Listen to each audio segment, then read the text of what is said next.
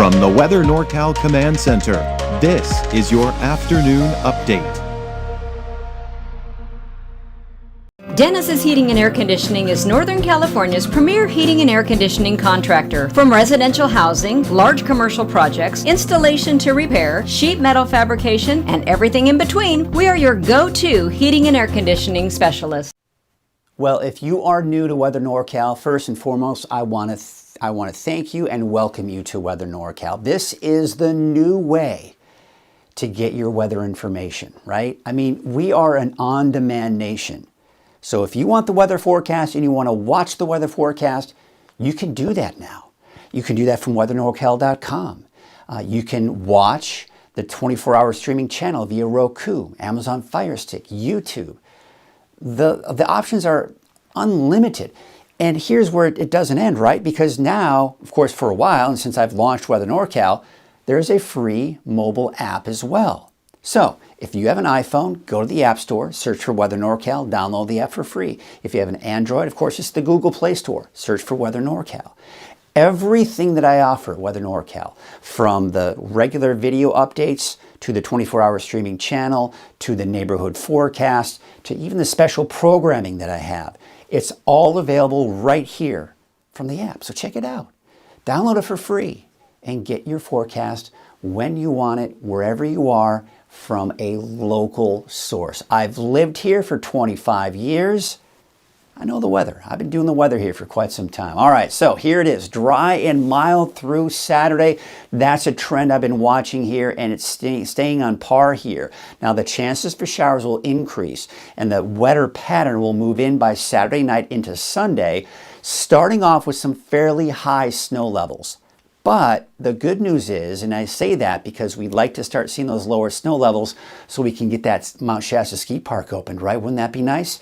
So we need to get some more snow there. And there's a possibility, I think we're going to see some snow up at the ski park here at that elevation. There you can see some rain off to our west that is approaching, but high pressure is in place. That's going to break this storm apart, and all it's really going to do for us is bring us some clouds. But this right here, that's what I've got my eyes on. That's going to swing down to the south and then make its way into Northern California by sometime the end of this weekend.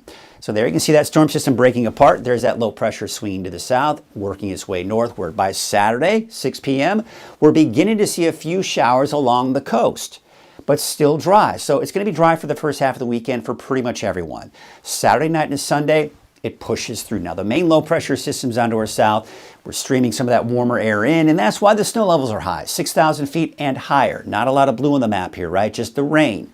And some decent rain looks like heading our way as well. Now we go into Monday, same situation.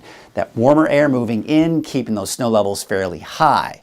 But the next system coming in is coming in from the north and west. Typically with these storm systems, a couple of things. Number one, they're colder, right?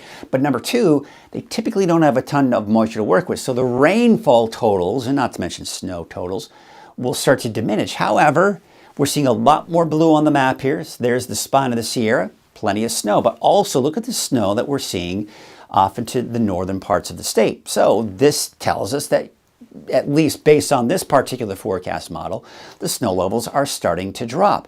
I would expect by Tuesday, maybe a rain-snow mix as low as Mount Shasta City.